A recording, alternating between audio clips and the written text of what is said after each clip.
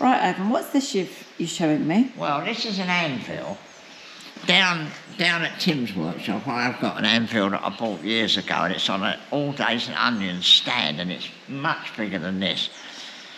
I was passing a firm and it said auction. I went in and I bought it for nothing. I can't remember what it was, but it was like 20 quid or something. But they've been using it for years, and I used it for years. Anyway, I did a little bit of work for somebody, or something happened, and I came across this one. And it looked very bad because it had obviously sat in a garden. I don't know, what does it say on this, Susie? I think it says Peter Wright, patent, and then below it's a circle, it says solid wrought. Oh, here we are. Yeah, that's easier if you spit on it. Solid wrought. Peter Wright, patent, and then solid wrought.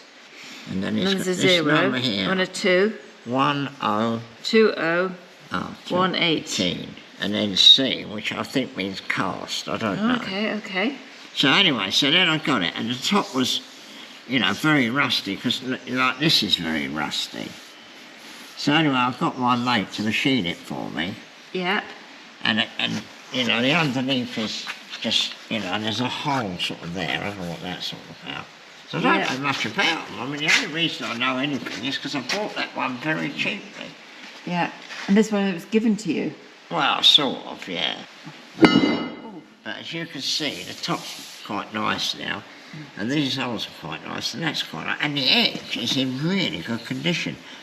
Now, I don't know whether it has a radius down there or what.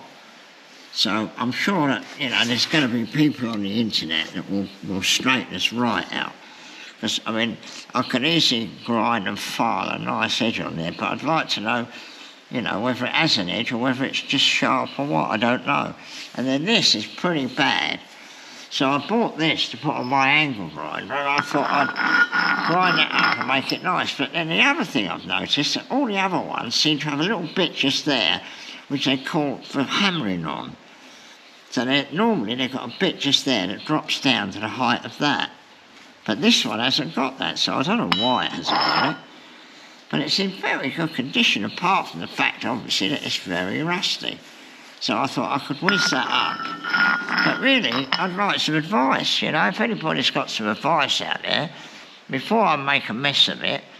You had to do that, because you couldn't have bashed on there, it was desperate. And they didn't take much off, only, I don't know, but not a lot. And you can see that those edges look harder, or the metal looks harder. See that shiny bit there? Oh, yeah. So I reckon that, possibly you leave that one sharp and you put a radius on that one. I don't know. So anyway, I thought it's quite an interesting old thing. And then obviously we'll have to make a stand for it. Whereas the one I bought down at Timothy's has got a lovely stand, and it's made by All Days and Onions. In fact, see what happens with this, Susie, and if we get a lot of interest, we'll go down and take a film of the one that's down at Timothy's workshop that I bought 30 or 40 years ago for nothing, virtually. I think they didn't want to buy it because they thought they'd have to take it away, and it was very heavy. Don't forget to subscribe.